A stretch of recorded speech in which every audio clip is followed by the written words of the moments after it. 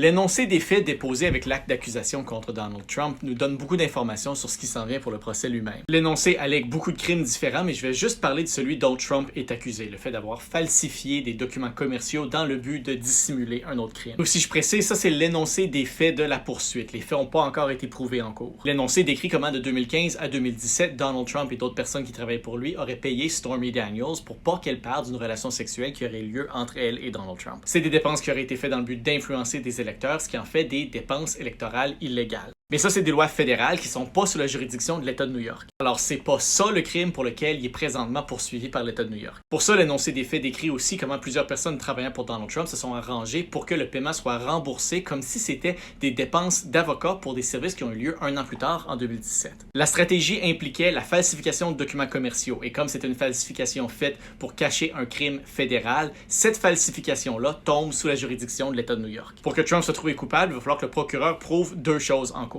D'abord, que Trump a ordonné la falsification des documents. C'est pas suffisant de juste prouver que les documents ont été falsifiés ou même que Trump était au courant. Il faut prouver que ça a été fait à ses ordres. Et deuxièmement, que l'intention de Donald Trump, quand il a ordonné la falsification des documents, c'était de dissimuler un autre crime. Et ces deux éléments-là sont importants parce que dans l'énoncé des faits, il y a juste un moment où tous les éléments sont réunis. C'est au paragraphe 27 de l'énoncé des faits que je vais lire en traduisant.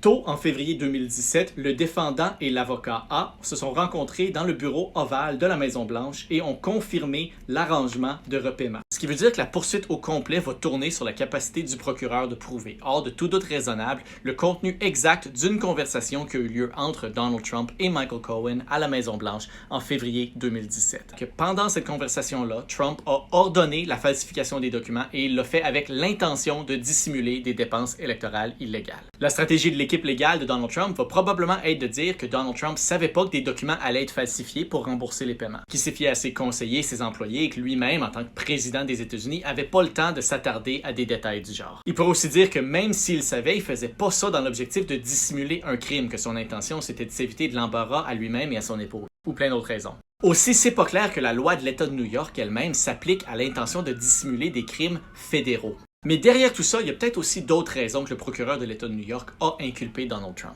Le procès pourrait révéler beaucoup d'informations sur les dépenses électorales de la campagne de Donald Trump. Ces informations-là, une fois rendues publiques dans un procès de l'État de New York, pourraient être reprises dans un procès fédéral contre la campagne électorale de Donald Trump. Ça se peut aussi que le procès à New York soit un test pour voir comment le public réagit. Trump est aussi sous investigation pour d'autres crimes potentiels dans d'autres États qui sont peut-être un peu plus réticents à lancer des poursuites eux-mêmes. C'est sûr qu'on n'a pas fini d'en parler et ça reste à suivre.